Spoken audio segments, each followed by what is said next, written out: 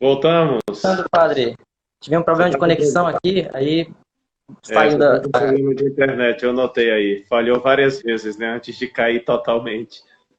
Aham. O senhor tava Tá. falando sobre Santa Bernadette, era? Eu depois ficou mudo? Pois é, ficou mudo, né? Eu falei de Santa Bernadette, falei também dos primeiros cristãos, né? A Uhum. situação dos primeiros cristãos e também, não indo muito longe, né? A situação dos cristãos na China, né? Sim, atual, né? Inclusive, a bem atual, bem atual. Então, nós temos aí situações bem complexas, né? Que a gente tem que estar bem atento para não colocar nossa esperança neste mundo, né? E se a gente, quando a gente estuda a virtude da esperança, que é uma das três virtudes teologais, fé, esperança e caridade, a virtude da esperança, por exemplo, Royo Marim, na sua famosa Teologia de la Perfección Pela Cristiana, perfeição cristã.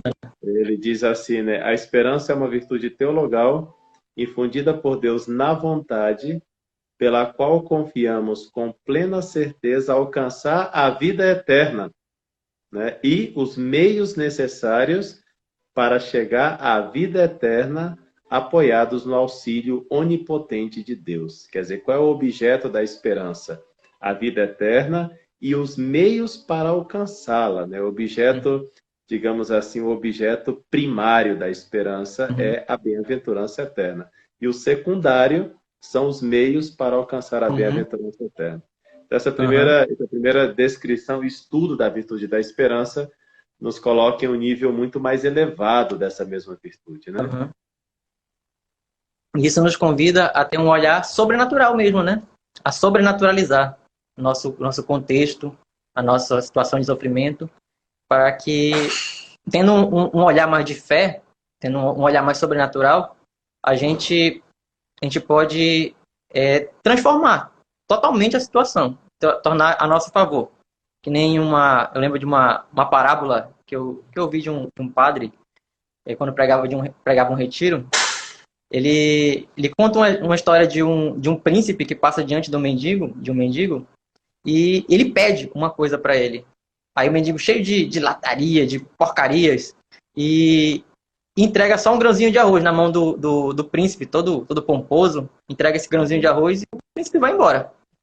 Aí quando o mendigo volta para casa, ele escuta um barulhinho no chão, aí ele percebe que esse grãozinho de arroz que ele entregou na mão do príncipe se tornou um pedacinho de ouro. Por que eu faço essa comparação? É, qualquer situação de sofrimento que a gente pode entregar para Deus, a gente pode transformar isso em algo precioso, né? E transformar isso em ouro. Entregando para a pessoa certa, no caso. Transfigurando esse sofrimento. Que é o que os santos fizeram, né? Souberam divinizar o sofrimento. Até título de um livro de um teólogo famoso, né? O Tanqueray, Divinização do Sofrimento. Mesmo que escreveu o compêndio de Teologia Ascética e Mística.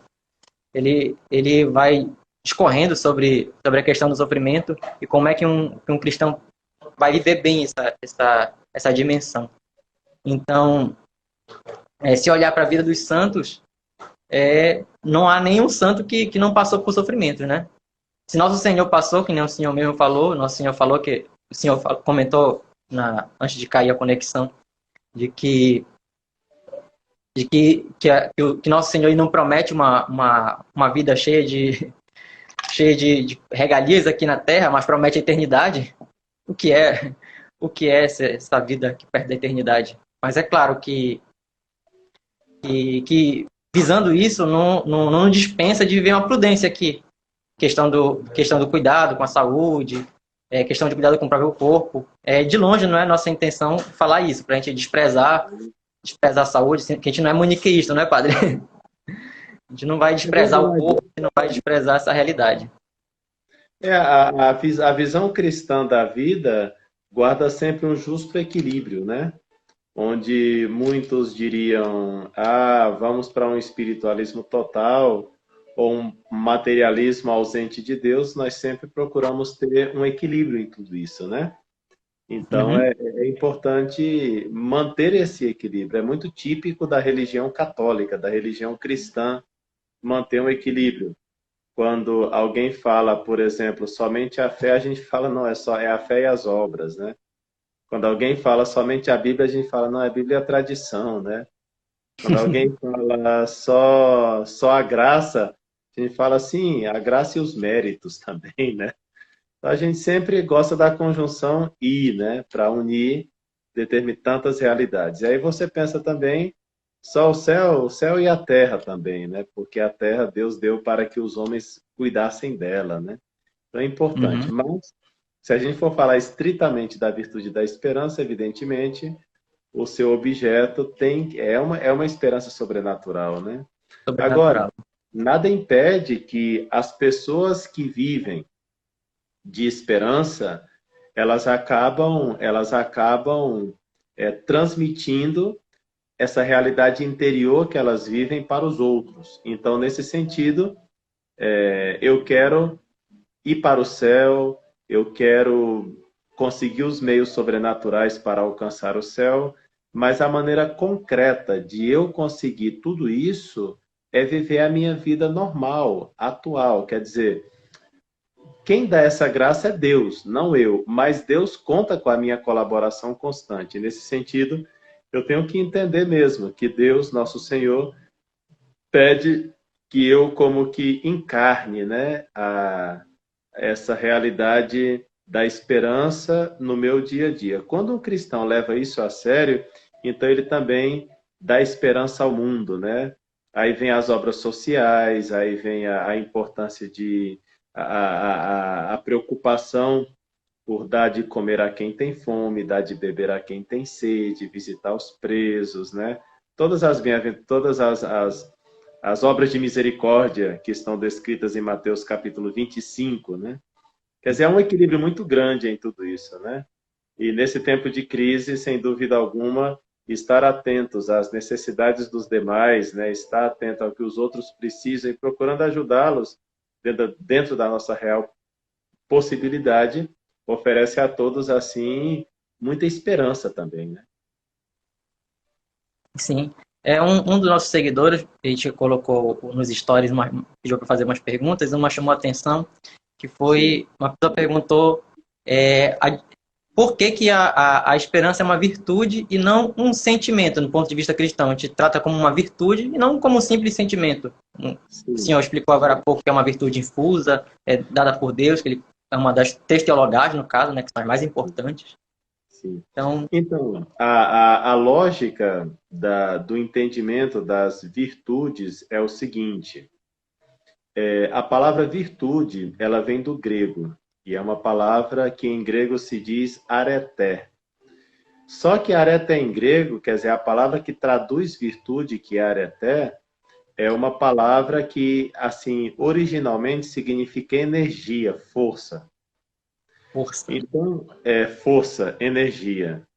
Nesse sentido, a virtude na concepção cristã, tomando da filosofia grega também, é essa força interior, essa disposição interior, essa energia para cometer as obras que nós temos que realizar, seja como seres humanos, quando se trata das virtudes humanas ou virtudes cardeais, da prudência, justiça, fortaleza e temperança, ou essa energia, disposição que Deus coloca em nós para levar a termo essas obras do cristão, e nesse caso vem as virtudes teologais, da fé, da esperança e da caridade.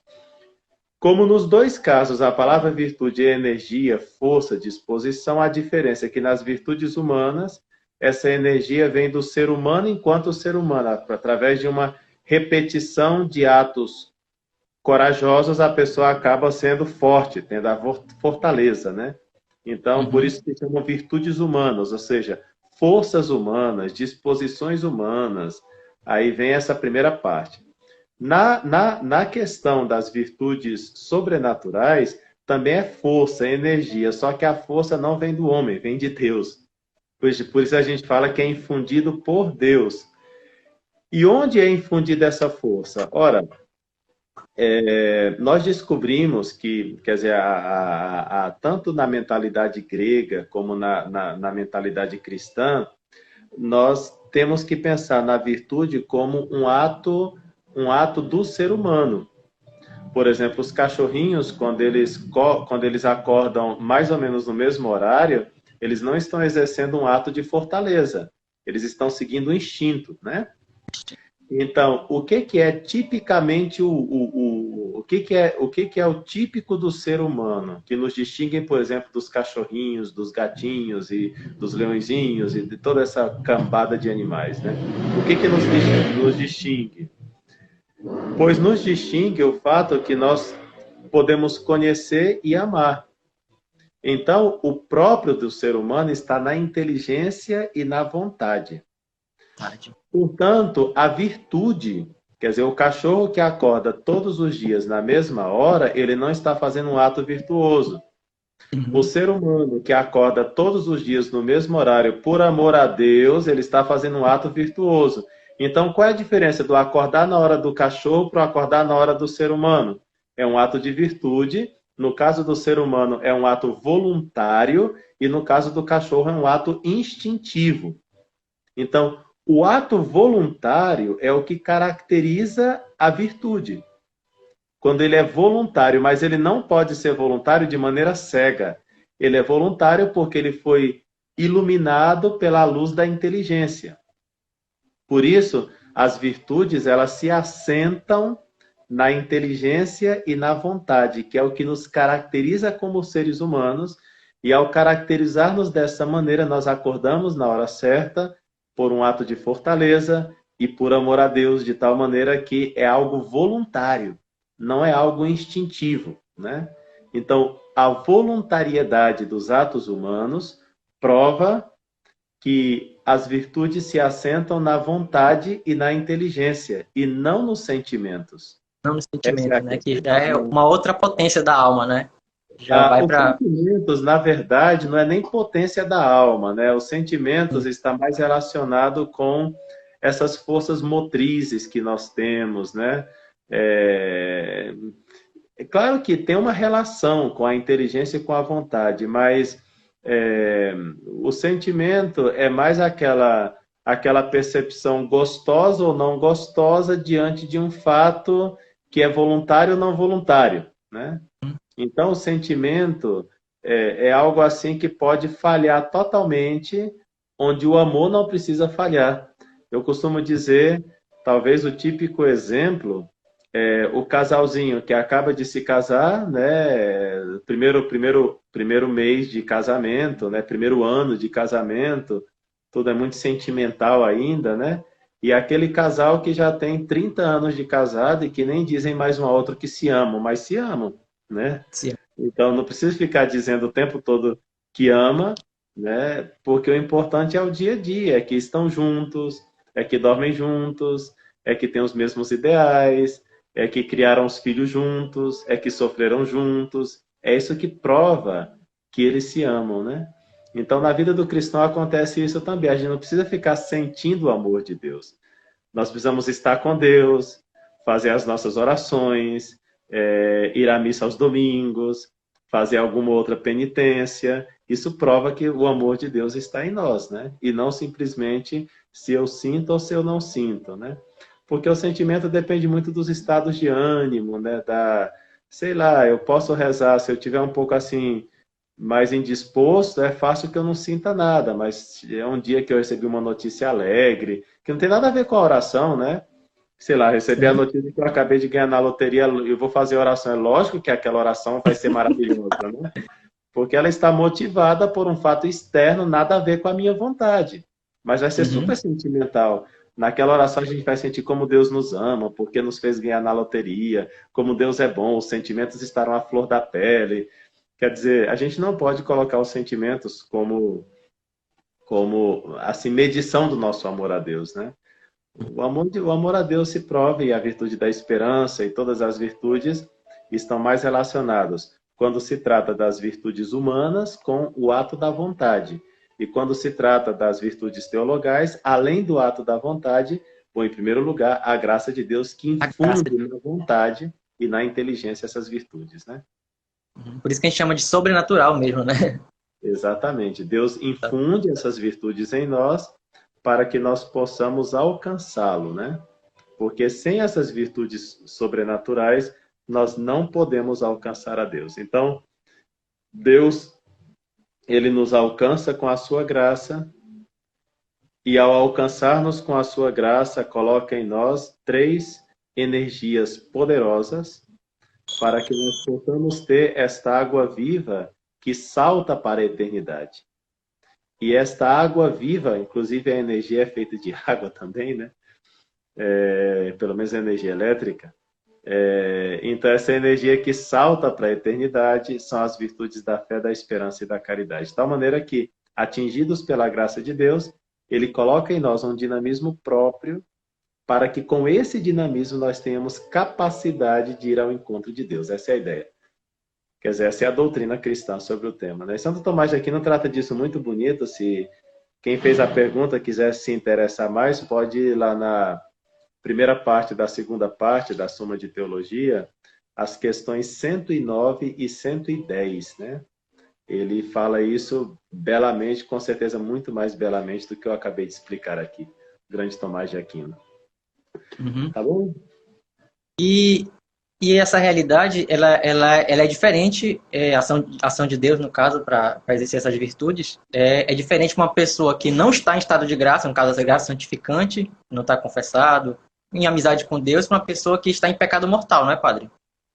Então, na verdade, quando a pessoa comete um pecado mortal, ela perde as virtudes sobrenaturais, né?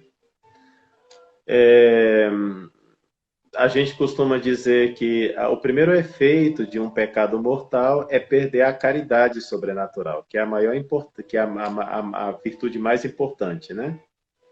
É mais importante porque 1 Coríntios capítulo 13 diz isso, né? Por ora subsistem a fé, a esperança e a caridade, a maior delas, portanto, é a caridade. Colossenses, no capítulo 3, também fala que o vínculo da perfeição é a caridade, né? Então, sem dúvida alguma, a caridade é a virtude rainha entre as três, né? Mas, enfim, a caridade, quando a pessoa comete um pecado mortal, ela perde a caridade. Ela não perde a fé e a esperança. A fé e a esperança ficam num estado cadavérico, morto. Mas ele não perdeu. Porque, é lógico, se a pessoa perdesse a esperança, ela não iria se confessar. É verdade. Se ela perdesse a fé, ela não teria fé de que poderia ser perdoada. Então a pessoa já é uma ação da graça, uma ação da graça que está movendo a pessoa, né, para querer se confessar. Então, existe uma graça, não a graça habitual, mas o que a gente chama de graça atual, que Atual, vai movendo a pessoa ao sacramento da confissão. E, portanto, essa pessoa não perdeu a fé, porque ela acredita que Deus pode perdoá-la. Não perdeu a esperança, porque ela espera que Deus vai, de fato, perdoá-la. Então, como se pode ver, a fé e a esperança não se perde, fica no estado morto. A gente fala de fé morta e esperança morta, mas está aí, né? De alguma maneira, esse cadáver é o fundamento através do qual Deus vai dando vai nos espetando um pouquinho aí para ver se a gente acorda, né? E a caridade, sim, essa se perde, não fica nem em estado morto, né? Então, quer dizer, durante o tempo, quando a pessoa está em pecado mortal, essas virtudes não operam na alma, né? Não operam na alma. Evidentemente, quando a pessoa se confessa, ou quando ela faz um ato de contrição perfeita, que guarda sempre consigo o propósito firme de confessar-se o quanto antes, então as virtudes voltam, né, os méritos voltam, e a pessoa não começa do zero, né? Começa de onde parou, tá bom? Que maravilha! Isso O dá pessoal tem feito algumas dá uma perguntas aí, esperança. mas eu não estou conseguindo pegar, porque está passando. Depois você vai me fazendo essas perguntas, porque eu estou vendo que está tendo perguntas aí. Sim, sim. Mas eu não tô Uma conseguindo. recorrente, padre, é a questão da diferença entre ação natural e ação sobrenatural. Então, a ação sobrenatural é quando a pessoa pode plantar vinhas, quando a pessoa pode semear um campo, construir uma casa, são ações naturais, né?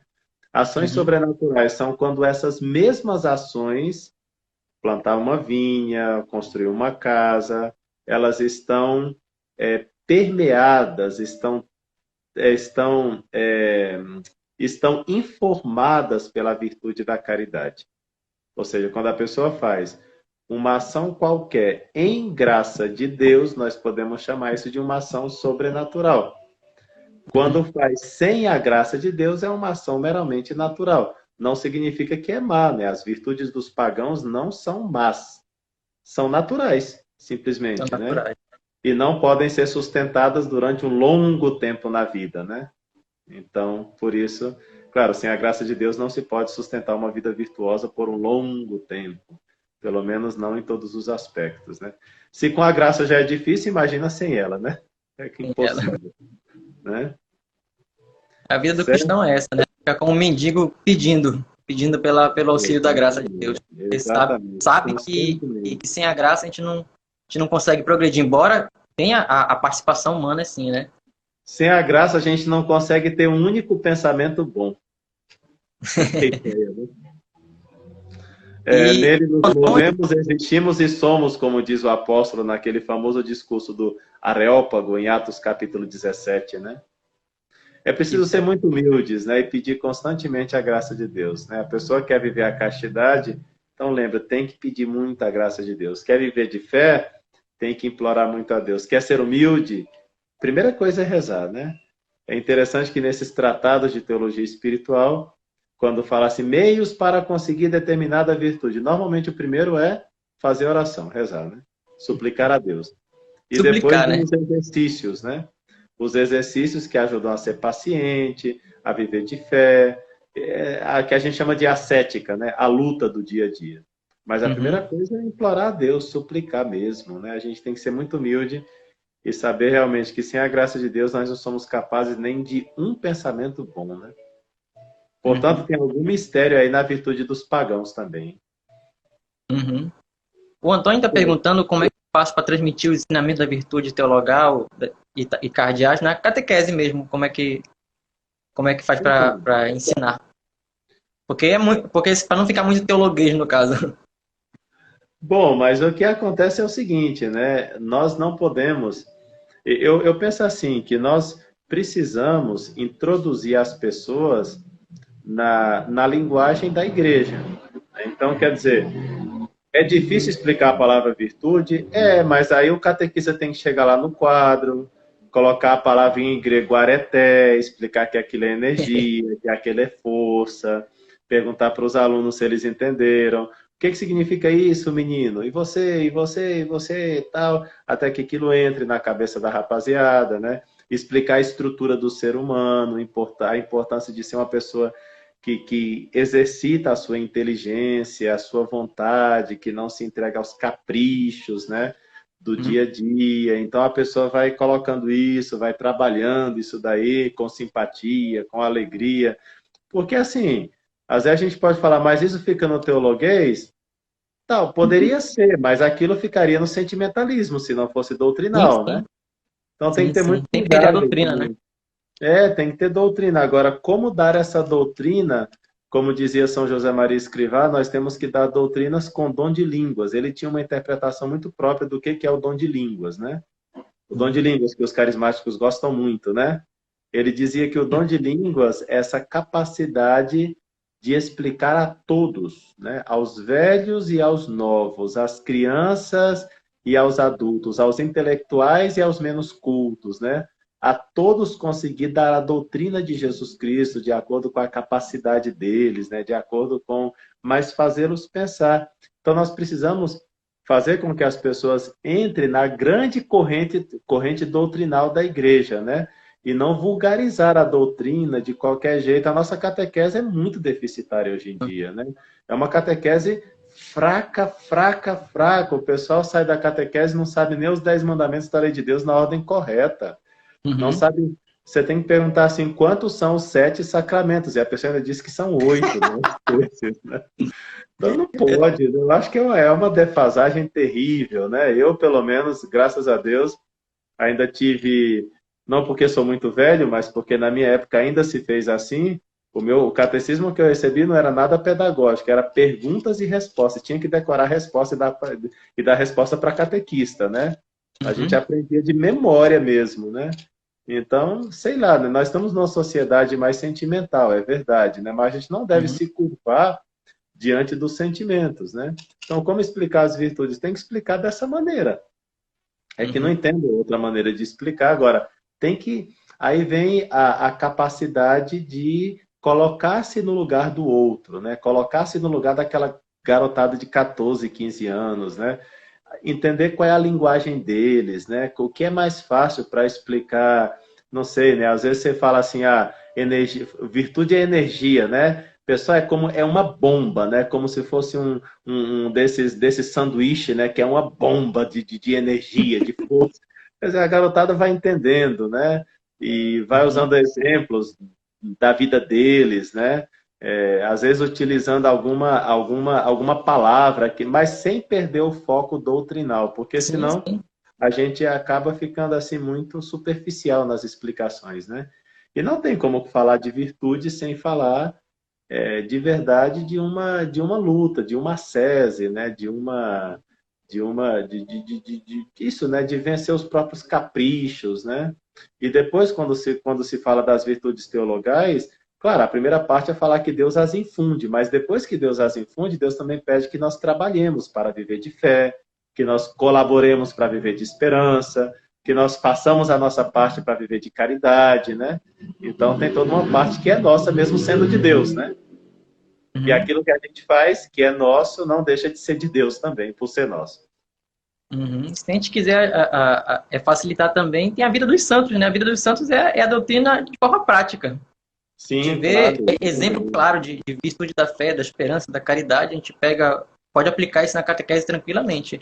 Quando eu Ah, me, sim, sem eu me dúvida. debruço sobre algum tema da teologia, eu vou lembrando de algum santo, eu acabo caindo na oração mesmo, voltando para Olha. Deus mesmo, tudo aquilo que eu estou estudando. Vejo que tudo aquilo Uhum. que eu estou estudando não é puramente teórico. Aquilo a gente pode aplicar na prática mesmo, a É doutrina da verdade. igreja. É muito É belo isso isso. mesmo. Os nossos antigos padres, que eram altos teólogos, né, do teologuês eles entendiam muitíssimo, e ao mesmo tempo eles iam realizando essa estrutura que nós temos hoje, essas palavras, talvez essa complexidade em alguns momentos, mas eles faziam em oração e com um intuito muito pastoral, né? A teologia Uhum, não pode ser desligada da pastoral, né? Mas o que acontece é que a pastoral, eu não sei até que ponto ela está sendo pastoral mesmo. Eu acho que a gente não tem que questionar, não é a doutrina ou a teologia, mas é como nós estamos fazendo pastoral. A pergunta é no outro polo. No polo da doutrina e da teologia, graças a Deus, nós temos material maravilhoso. Agora, o problema não maravilha.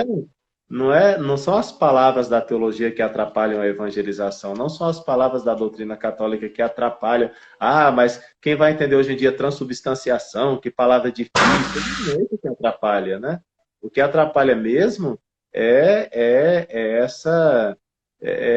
talvez essa maneira de fazer pastoral que a gente tem que se questionar. Eu costumo Uhum. dizer, olha, com todo respeito à pastoral que nós temos hoje nas nossas paróquias e com muita esperança, que é o nosso tema de hoje, para um futuro, né? Eu não sei, por exemplo, no tempo de São João Maria Vianney, e para não ir tão longe, né? Até os anos 60, 50, do século passado, 1950, 1960, nesse Brasil continental, 95% das pessoas eram católicas. 95% das pessoas eram católicas.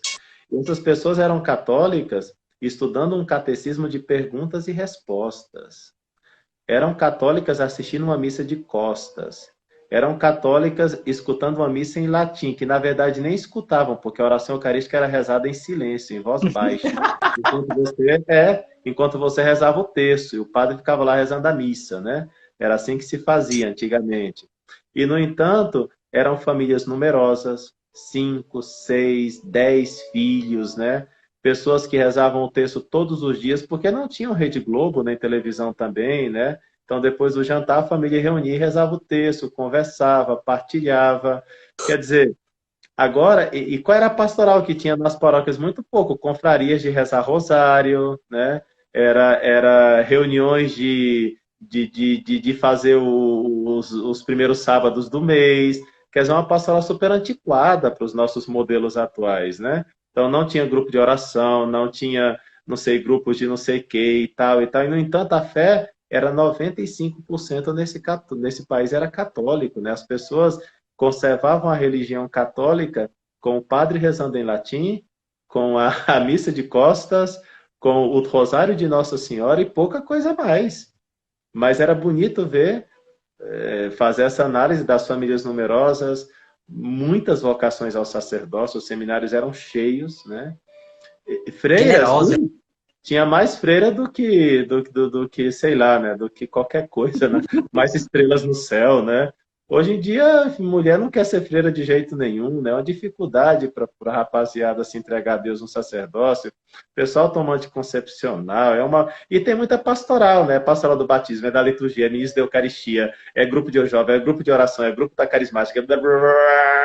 Meu Deus do céu, que pastoral eletrizante, né? É uma pastoral assim, sabe, dinâmica, né? A catequese ela tem que ser dinâmica e tem que ser muito, muito, muito assim agitada para os jovens conectar. Que nada, termina ali o bispo Crisma, eles vai quase todo mundo embora, né? O que está acontecendo, né?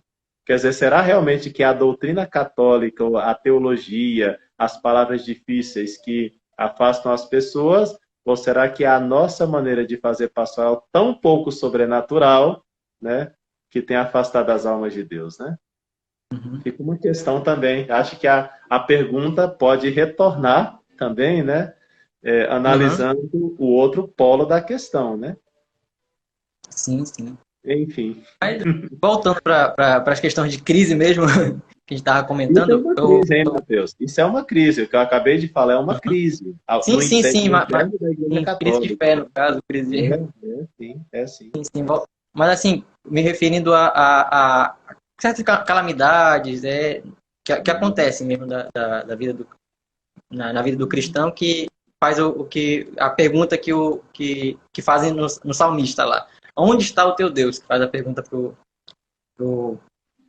que as nações fazem no Salmo, no caso. Onde está o teu Deus? Porque justamente o senhor falou dessa mentalidade materialista, de achar que, a, que, que, que a bem-aventurança vai ser aqui na Terra.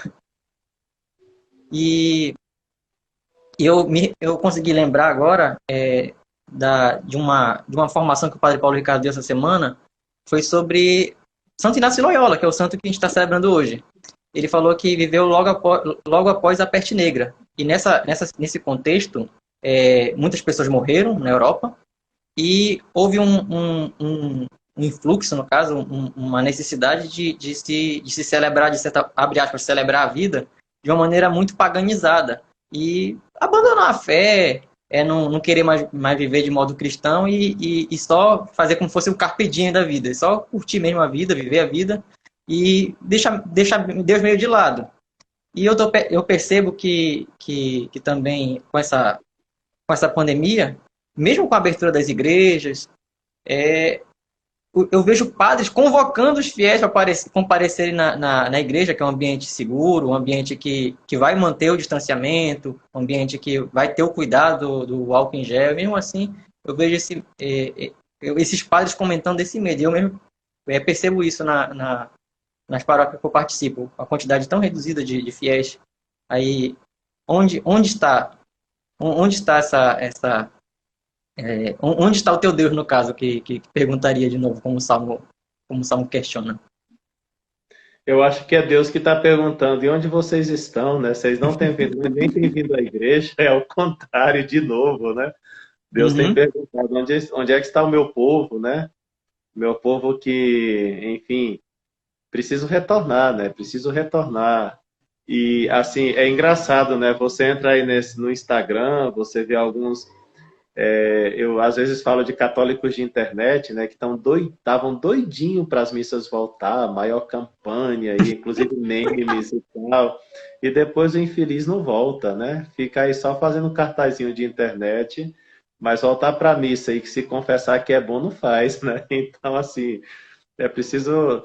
Quando Jó se questionou, né, onde é que está Deus no meio do sofrimento, Jó não perdeu a fé nem a esperança, mas Jó teve momentos assim onde ele teve que questionar, né? E então Deus devolveu a pergunta para ele. Falou, ó, Jó, eu entendo que você está sofrendo muito, está sendo muito ruim, né? Toda essa situação. Eu queria te perguntar uma coisa, né? Onde é que você estava quando eu fiz as montanhas, Jó? Onde é que você estava quando eu fixei as estrelas na abóbada do céu? Onde é que você estava quando eu criei o universo, Jó? Onde é que você estava quando eu criei esses montes gigantescos e essas florezinhas tão pequenas que praticamente não servem para nada, a não ser para enfeitar o mundo e deixá-lo mais bonito? Onde é que você estava, né? No fundo, Deus está falando assim, olha, já que você sabe tudo, né, e quer saber de tudo, e, enfim, que fica questionando a Deus o tempo todo, né, me responde essas perguntas, né, também. Então, Jó fala diante de Deus, reconhece, meu Deus, eu não sei nada e me submeto totalmente à tua vontade. E é quando Jó reconhece essa sua pequenez diante de Deus que Deus lhe devolve tudo, né? O que ele tinha perdido, inclusive em dobro, né? Ou multiplicado. Então, assim, é interessante como... Eu gosto de dizer assim, sabe, Mateus, que a gente tem que aprender Sim. a pedir a Deus, pedir, suplicar, implorar, fazer oração de petição, mas como quem não tem direito. As pessoas se revoltam porque elas pedem como se elas tivessem direito, e os crentes ajudam muito a criar essa mentalidade do direito, né?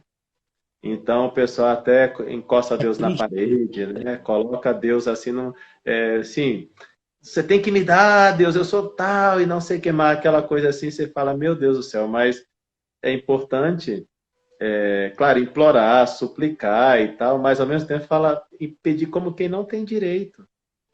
Entendeu? Isso foi o justo Jó, e isso Deus gostou, né? O que que aquela mulher também do óbolo lá, a mulher que deu óbolo lá, a viúva, né? O que que ela pediu, né? Ela simplesmente depositou uma moedinha com todo o seu coração. Ela era viúva, não consta na escritura que ela pediu nem marido nem dinheiro, e o que pouco que ela tinha ela ainda deu, né? Então Deus gostou muito daquela atitude, né? Ou, por exemplo, quando Barnabé chegou à igreja, tá lá no começo dos Atos dos Apóstolos, né? Barnabé era tão bom, tinha um coração tão grande que ele ficou tão feliz em encontrar-se com Cristo, com a fé, com a igreja, que ele vendeu um campo que ele possuía e colocou o dinheiro aos pés dos apóstolos. Não queria ter mais nada, né? Maravilha. Estava livre, né?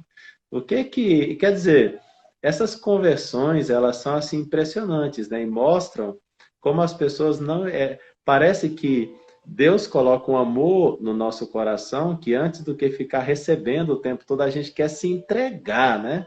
Eu acho que enquanto não tem a atitude da entrega, né?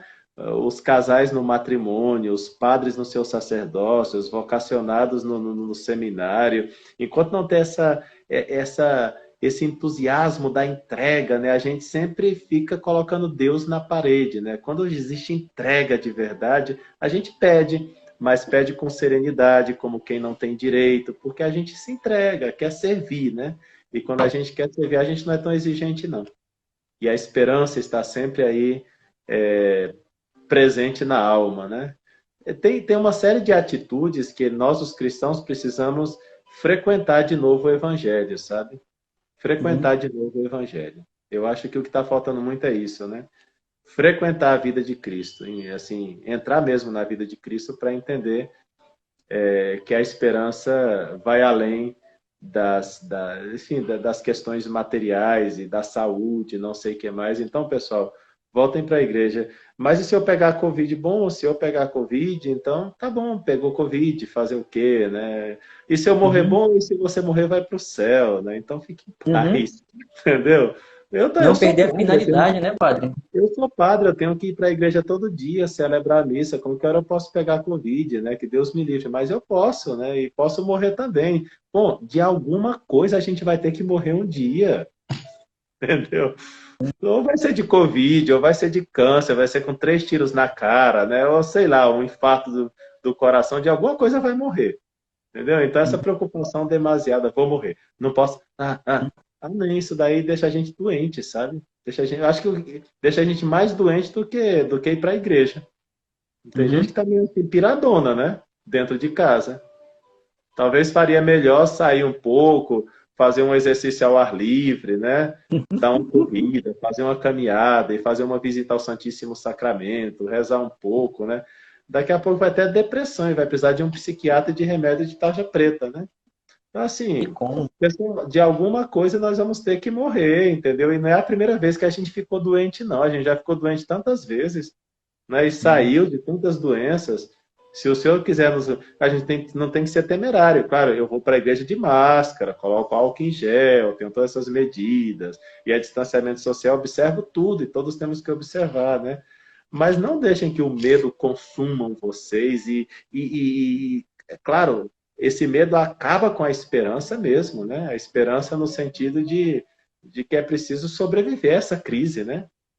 Uhum. Com o otimismo próprio do cristão mesmo, né?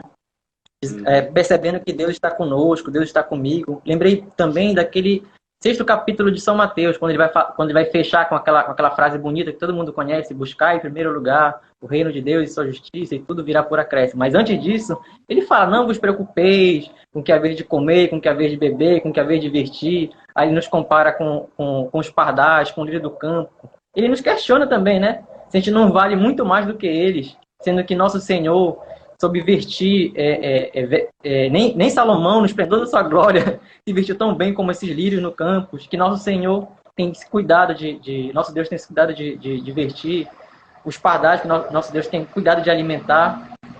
E será que a gente esquece disso? Esquece de que Deus ele se preocupa conosco, que a gente tem valor? Pois é. Eu vejo que se a gente manter uma perspectiva correta, né, da esperança, o céu, a vida eterna e os meios para conseguir, nós vamos à igreja sim, nós vamos rezar, nós vamos estar perto de Deus. Claro, o pessoal que está naquela faixa dos 60 e tantos anos, que não pode ir à igreja, porque os decretos, inclusive, proíbem, tudo bem, eu entendo, né? Fica em casa, acompanha a missa pela televisão, enfim, né, reza. Mas, assim, os outros não, né? Eu acho que numa guerra, isso daqui está parecendo uma guerra, né? Quem fica em casa nas guerras, quem ficou em casa? Mulheres, crianças, Mulheres e crianças. mulheres, pessoas com problemas de saúde. Agora, os guerreiros têm que combater, né? Acho que isso daí está parecendo muito a uma guerra, né? Então, Uhum. muitos de nós temos que ir para o campo de batalha e deixar as pessoas de idade em casa, né? Preservá-las, ter todo o cuidado para que elas não se contaminem, né? Ter essa caridade fina com as pessoas, mas sabendo que nós, inclusive, ir para a igreja, ir para a missa, rezar, né? Suplicar a Deus, como quem não tem direito, mas suplicar a Deus e suplicar a Deus e implorar, né? Isso daí é importante para a nossa vida e até para a nossa saúde psíquica, né? Para a nossa E sim, saúde psíquica. Não existe só, tá bom, fico livre de Covid, não pego nada, mas saio enfermo tomando remédio para depressão até não querer mais. Não sei, né? O que que é pior, se é pegar Covid durante 20, 15 dias, do que ficar a uhum. vida inteira num remédio depressivo, né? Onde a pessoa se acaba com esse trem, né? Não desejo Covid para ninguém, tá? Eu só estou Aham, falando que a gente sim. precisa ter uma visão equilibrada das coisas. É só isso. Não tem nada a ver com. Olhar mais para frente, né? Ter um olhar mais de finalidade, mais sobrenatural mesmo. Exatamente, E, exatamente, né? e é Agora, natural, né? Esse medo da morte, medo de parecer, isso é algo próprio humano. Mas só que o nosso Senhor ele nos convida a ter uma visão sobrenatural, olhar mais pro alto, olhar pro próximo também. isso mesmo, porque morrer vai morrer, mais cedo ou mais Uhum. tarde, né? Agora, E que nos Deus santos, prolongue um pouquinho para gente, para que possamos servi-lo mais e melhor e tenhamos tempo de uma conversão mais profunda, né? Isso é bom também para nós, inclusive. Mas olha, nos graças a Deus, pouco a pouco o pessoal vai retornando, vai se dando conta, né?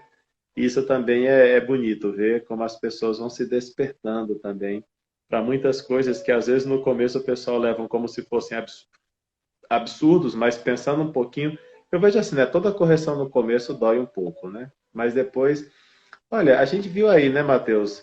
Foi tanta quarentena, quarentena, quarentena, e hoje mesmo passava no Jornal Nacional que os números têm aumentado, né? A gente está 5 meses praticamente com quarentena, sendo que desde o começo falavam que era para diminuir, E estão falando que está aumentando, né? Que agora que a gente está no pico e não sei o que mais. Meu Deus do céu, nunca acaba esse pico, não, né? Então, assim, eu não falo desde um ponto de vista técnico, é simplesmente uma mera observação. Eu não entro nessas questões técnicas, não é minha praia. Eu sou Sim. sacerdote de Cristo e a minha tarefa é outra. Mas, de todas as maneiras, acho que tudo isso leva a gente a pensar de maneira sensata, né?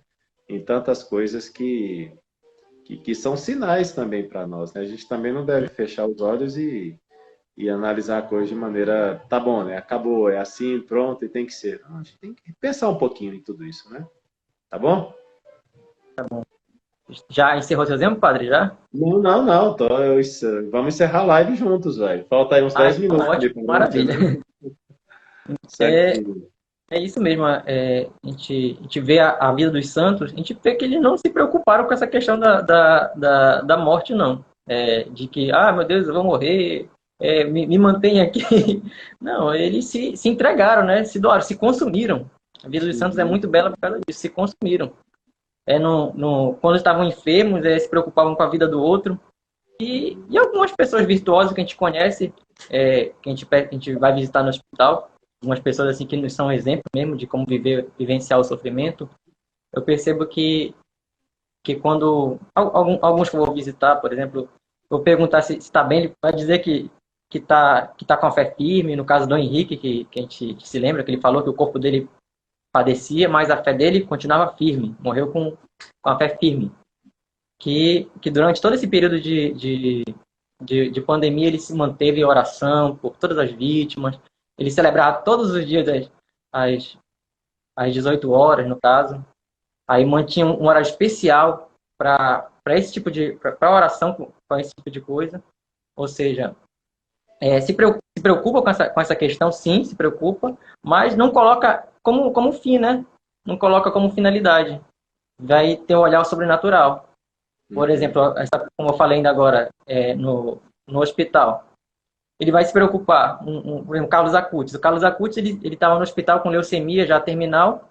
A preocupação dele é se a pessoa que está acompanhando ele tá sentindo dores porque está sentado. Ele não está reclamando que ele vai morrer. Está preocupado se um padre foi visitar, vai dar o sacramento. Se algum fulano, se alguma pessoa está bem. O cristão está preocupado, o verdadeiro cristão está preocupado em se doar, né? Está preocupado em agradar a Deus, em amar, servir a Deus, nosso Senhor, para alcançar a salvação da alma, no caso, que é nosso fim último, né? Estar com Deus na caridade, porque a fé no céu, né? Não vai ter mais a fé, porque a gente já vai estar diante do objeto que a gente quer contemplar. A esperança a gente já vai alcançar, que vai estar diante do objeto da nossa esperança, que a gente já vai alcançar, vai viver só na caridade, lá no céu. E vai estar pleno, né, Padre? É isso aí. Então, por isso o apóstolo fala, né? Por ora subsistem a fé, a esperança e a caridade, porém a mais importante é a caridade. Então, assim, nada justifica faltar à caridade, nada, né? Seja nas crises de saúde pública, né? Seja nas crises internas da vida da igreja, seja nas crises externas em geral, né? Da política, da economia, do que seja, né? Nada justifica uma falta contra a caridade, né? Porque essa virtude é muito excelente e realmente no céu é o que ficará, né? Então, inclusive quando a gente fala da igreja, né? O que está acontecendo, as pessoas indo ou não indo para a missa, né? Ou coisas assim do nosso dia a dia, da nossa vida eclesial, né? Às vezes um escândalo aqui e acolá, dentro no próprio contexto da vida da igreja, enfim, basta ler a primeira carta de São Paulo aos Coríntios para ver que escândalos são antigos também, né? Ou basta ver que entre os primeiros 12 já tinha um que foi traidor e que entregou Jesus Cristo. Então, quer dizer, nós também temos que ter essa visão real de que em meio à crise, sejam de saúde pública, sejam de fé, sejam dentro da própria igreja, nós temos que segurar firmes nas mãos de Deus e continuar o nosso caminho. É como diz o Salmo 90 ou 91, depende da numeração, quando diz, né, cairão 1.000 à tua direita e 10.000 à tua direita, né? A ti, você fica firme, no fundo é isso, né? Mesmo que, sei lá, caia um montão de gente à direita e à esquerda, você fica firme. Você procura ter foco, você procura ter meta, você procura olhar para frente, né? Essa é a ideia que realmente está aí, né? Procura olhar para frente, procura olhar para a vida eterna. Mesmo que na igreja muitas pessoas olhassem só para a terra e para as coisas terrenais, você olha para o céu. Mesmo que na igreja padres e religiosos e leigos e não sei o que mais começa a ficar meio doido, você olha para frente, nessa igreja de Jesus Cristo que é a católica, olhando para Uhum. Jesus Cristo, olhando para Nossa Senhora, né? Porque, enfim, olhos fixos em Deus, né? Agora, se a gente for estar como essas árvores que se movimentam por qualquer vento, né? Então a gente Sim. vai estar o tempo todo meio aéreo aí nesse contexto, sem esperança, sem fé, e se bobear, perde a caridade também, né? Tá bom? Tá bom, padre. Tem alguma Alguma... pergunta? Deixa eu ver Agora se eu tem não alguma sei se o pergunta. pessoal tem feito umas perguntas aí, mas eu realmente me perco com perguntas de Instagram. Se tiver alguma aí, você faça, Matheus. Deixa eu ver. Eu vi agora uma pessoa se perguntando, mas o senhor já respondeu. A Ah, questão já? da pouca confiança Ah, tá. em relação a Deus, porque diante desse encontro de igrejas vazias, onde deveria ser feito o contrário, justamente por estar passando por um período de dificuldade, buscar mais ainda a Deus. É. É, Mas já o que comentou. acontece também, né? Eu acho assim, olha, eu não quero dirigir nenhuma crítica a nada nem a ninguém, mas Uhum. eu não sei, né, se a condução de toda essa questão na crise ela foi tão acertada, né? Isso daí a história vai dizer depois, a história vai nos passar a fatura, né? Como é que nós na igreja, é, como é que nós na igreja reagimos para realmente cuidar das pessoas, né? Acho que a história vai passar a fatura em nós, né? Vai passar. E daqui os livros de história vão contar como é que nós reagimos e eles vão fazer um juízo mais objetivo sobre nós, né? Mas eu apenas suspeito que nós, dentro da igreja, não fomos também um grande exemplo de condução da vida dos fiéis, especialmente nós, os pastores da igreja, né? Talvez não tenhamos sido um grande exemplo de condução da fé durante esse tempo, talvez como deveria ter sido. Mas isso eu não faço um juízo porque eu disse, é a história que vai nos passar a fatura. Passar, né? Porque a gente também vê exemplo de padres que não pararam, não. Que foram visitando, não, que foram fazendo mobilizações, assim, passando com o Santíssimo na rua, no carro. Eu vi isso durante o Corpus Christi, foi incrível. Pois é. O padre convocando os fiéis pelo WhatsApp para poder enfeitar a frente de suas casas, para reverenciar Nosso Senhor como ele merece dignamente, já que não poderia ir ao templo ainda. Então, A é questão isso, né? do atendimento via WhatsApp mesmo, via Skype. Claro que não é sacramento, mas atendimento para dar um conforto. É, Até mesmo os que adoeceram e preferiram dar seu lugar para outras pessoas, né? No caso, na Europa aconteceu bastante isso, né? Os padres mais idosos tinham a possibilidade de escolher ficar com o aparelho, mas deram para outra pessoa o respirador foi. para dar vida. Isso é belo. A questão do testemunho também ele arrasta muito, né, padre? Ah, sem dúvida, sem dúvida. Enfim, são atos concretos, né? Talvez, claro que iluminam muito a nossa esperança no meio de toda essa crise, mas assim, infelizmente ainda são atos assim isolados, né, Mateus? Então a gente precisaria ver o todo. É nesse sentido que eu falo que talvez a história vai nos passar a fatura, né? Porque é o todo da igreja, né, que também esteve muito envolvida nesse período, né?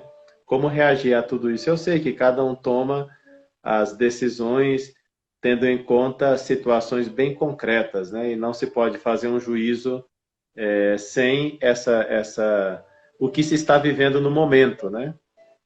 Por isso, Uhum. assim, temos que esperar também para ver como é. A gente, né, ainda tem muita dúvida sobre as questões relacionadas ao próprio vírus, como é que ele age, né? A ciência, nem a ciência esclareceu É, direito isso para nós ainda, né? Então, quer dizer, uhum. vai ter tanta coisa em nome da ciência, mas a mesma ciência não sabe.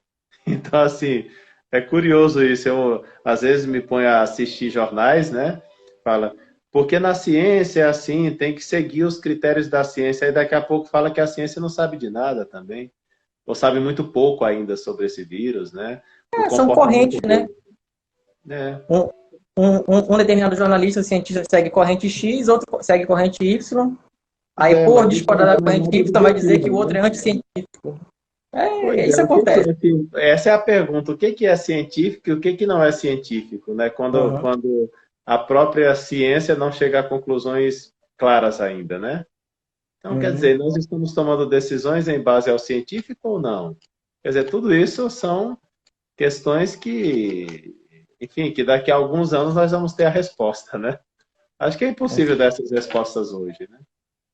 Mas, enfim, Deus conduz a história, Deus conduz a igreja, Deus conduz a nossa vida. E o mais importante é isso, manter o foco, manter a esperança em Deus, né? E uhum. pedir realmente a graça de, enfim, infectados ou não, né? Com certeza. Mortos ou vivos, somos do Senhor, né? Somos do Senhor. Essa é a nossa convicção. Então, como está acabando nosso tempo, padre, eu gostaria de agradecer, em nome do Centro São José, pela sua participação, sua prontidão em querer arrumar um tempinho na sua agenda para conversar conosco. A gente pede desculpa também pela falha que teve no início da conexão e a gente quer manter sempre o compromisso de rezar pelo Senhor, pelo seu trabalho e espera alguma atividade presencial com o Senhor quando o Senhor vier para cá. Sei que o Senhor a gente conversou anteriormente, você falou que vem para cá, né, para Belém? Vem aqui a Belém, Sim. Tá, próximo tá, ano. tá pensada aí duas idas a Belém, uma para dar um curso sobre a Cristologia de Santo Tomás de Aquino e outro para dar um curso sobre a teologia protestante, né? Não sei por que me interessei muito por esses temas durante grande parte da minha vida, né? Quis conhecer muito a fundo o protestantismo e então me convidaram para dar esse curso aí em Belém e também Tomás de Aquino que foi sempre uma das paixões aí da minha vida intelectual, né? Então, Que maravilha. acho que é meados do ano que vem, lá para julho, né? O Padre João Paulo Dantas está organizando isso aí, né? Então, espero Uhum. conhecer a grande Belém, né? Maravilhosa Belém. Agradeço também a todo o pessoal do Centro São José, a você, Matheus. E, bom, espero que um dia possamos ver-nos pessoalmente em Belém, tá bom? É em Belém agora.